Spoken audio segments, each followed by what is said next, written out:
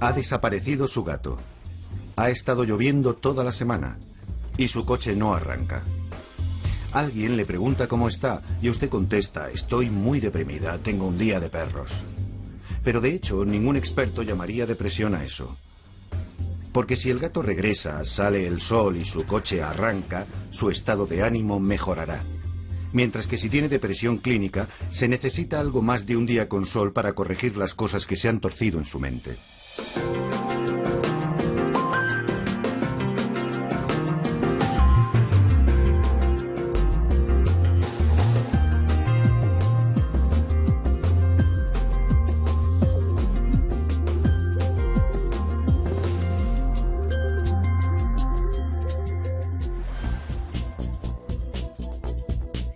Aunque podemos decir que estamos deprimidos, más bien nos estamos refiriendo a un estado de ánimo pasajero.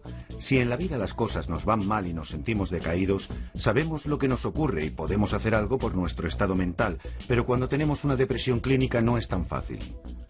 Una vez alguien dijo que salir uno mismo de la depresión es igual que tratar de levantarte del suelo tirando de los cordones de los zapatos.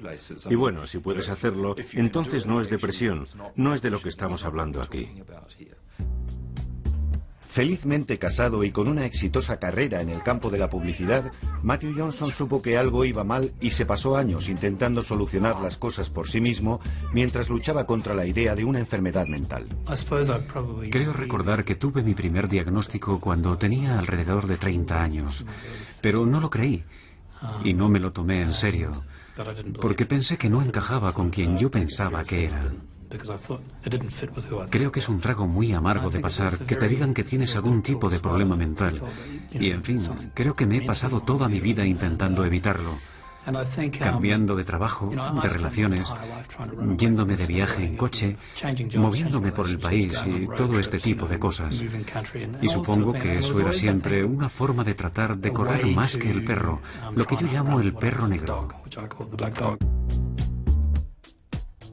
El perro negro, como Matthew describe su depresión en un libro que ha publicado recientemente, fue un gran paso para un ejecutivo publicitario de gran éxito. La publicidad tiene la finalidad de hacer que las cosas parezcan maravillosas, que todo brille, que sea todo sugerente, y creo que la depresión es todo lo contrario a eso. Me imagino que al escribir este libro, en parte, es como si cometiera una especie de harakiri profesional, o como se quiera llamar. Y para saber realmente cómo podría reaccionar la gente con ello, empecé a mostrarles el borrador del libro y nunca tuve una reacción adversa. Es más, me di cuenta de que todo el mundo tenía su propia historia. El 11 de septiembre de 2001 resultó que Matthew se encontraba a solo unas manzanas del World Trade Center cuando fue destruido. Había estado pensando en este libro mucho tiempo y creo que eso me dio el empuje necesario para hacerlo. Porque una semana después estaba en la sala de juntas con la gente del departamento gráfico de la agencia en la que trabajaba y el jefe nos dijo: ahora tenemos que trabajar con más ahínco, tenéis que crear unos anuncios mejores. Nuestros clientes nos necesitan más que nunca. Y yo me dije: y una mierda. Eso ocurrió a solo 12 bloques de donde estaba nuestra agencia. Estuvo ardiendo durante 3 meses. Podíamos verlo desde las ventanas y ese fue el momento clave para mí. A Matthew ya no le preocupa cómo pueda reaccionar la gente con su libro. Creo que cómo me afectaba a mí y a mi ego era absolutamente irrelevante, porque pienso que hay mucha gente que necesita ayuda. Y que una de las cosas coherentes que he descubierto escribiendo este libro es que la gente, en el fondo, quiere ser comprendida, quiere que se la entienda, quiere que le confirmen que no está volviéndose loca. Y también quiere tener esperanza. Como bien sabe Matthew, cuando uno está deprimido tal vez no se sienta con muchas esperanzas. Puede que no sienta demasiado. La depresión clínica tiende a invadirlo todo. No es solo una cuestión mental, sino también física. Es muy difícil encontrar la energía necesaria para hacer algo. En realidad tienes que reunir cualquier minúscula gota de energía que puedas encontrar para pasar el día. Además no duermes, tienes insomnio, por lo que siempre tienes déficit de sueño. Es como si todo fuera una gran bola de nieve que al final termina desplomándose a tu alrededor. Y llegas a un punto donde sientes que ya no puedes hacerle frente y que no eres capaz de seguir funcionando. Tu memoria empieza a fallar. Con síntomas así, uno piensa que debería darse cuenta de que algo va mal, pero incluso así no llegaría a pensar que se debe a una enfermedad mental. Al menos 3/4 partes de las personas que veo con depresión, la palabra depresión no es la adecuada para ellas.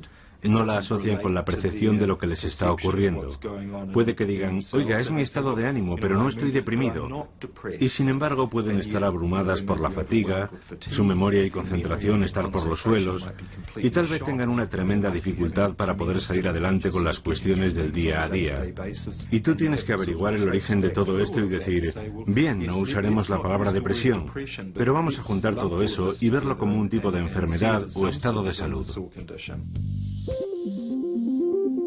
Lo llamen como lo llamen, cuando se tiene depresión clínica, la bioquímica del cerebro cambia y los mensajes no llegan de la forma que deberían.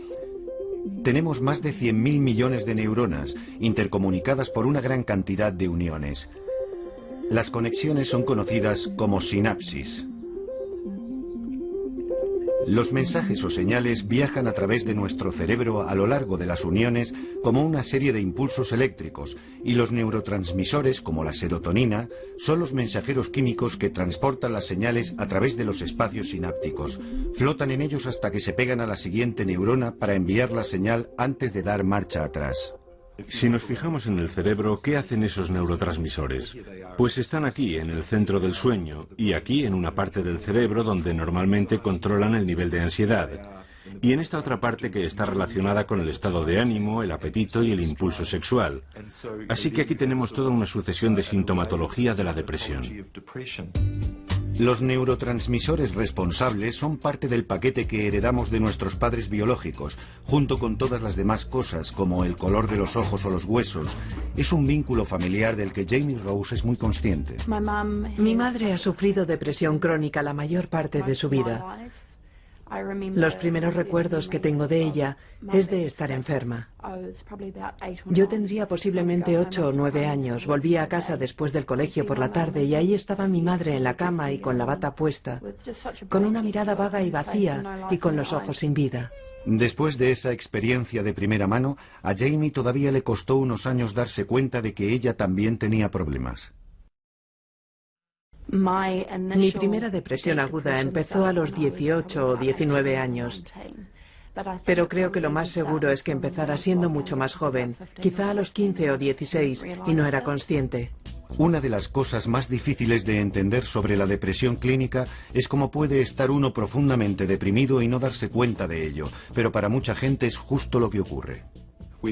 Estamos hablando de un proceso que con frecuencia en la enfermedad de la depresión llega de forma tan traicionera que la persona que la sufre generalmente no se percata de ello. En fin, estamos hablando de algo que va desarrollándose durante meses, y naturalmente la gente lo que hace es utilizar más a fondo su habilidad para enfrentarse a ello e intentar superarlo. Digamos que juntándolo todo para seguir adelante. Y de hecho, cuanto más desarrollada tenga esa habilidad, al final se va a meter en más problemas antes de que nadie reconozca lo que está ocurriendo, y menos ellos. A los 18 años, después de un año en el extranjero, Jamie consiguió su trabajo soñado en IT. Conseguí un empleo de un perfil alto para mi edad, trabajando para una gran empresa en Auckland que suponía unas oportunidades fantásticas.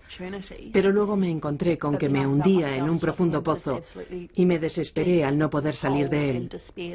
Iba al trabajo y no rendía. Me quedaba sentada contemplando el ordenador diciéndome, ¿qué hago aquí? Me ausentaba mucho de mi puesto. Siempre trataba de encontrar otras cosas que hacer, pero es que no podía hacer nada, ni concentrarme. Pasaba un montón de tiempo en el lavabo de señoras preguntándome, Dios mío, ¿qué me pasa? El momento decisivo le llegó a Jamie cuando le mandaron un aviso por escrito. Entonces supe que había tocado fondo, porque yo soy una persona muy profesional. Soy tan perfeccionista que cuando recibí el aviso me dije, ¿qué está pasando aquí? Y entonces supe que no podía continuar así. Acudí al médico y me recetó antidepresivos. Dejé mi trabajo y me cogí unos meses libres. En ese momento los síntomas de Jamie eran los típicos de la depresión. No podía levantarme de la cama. Estaba durmiendo a todas horas y cuando me levantaba estaba atontada. Tenía que regresar a la cama porque no podía hacer nada. Estaba de mal humor, irritable y sufría cansancio crónico. No podía quitármelo de encima. Nunca he tenido pensamientos suicidas, pero tienes un sentimiento constante de baja estima. No valgo para nada, no soy digna de nadie, estoy gorda, soy fea, soy repulsiva. ¿Cómo va a ser alguien amigo mío? ¿Cómo podría amarme alguien? Y como tenía esa mentalidad, no me apetecía levantarme de la cama, así que me quedaba en ella casi todo el día.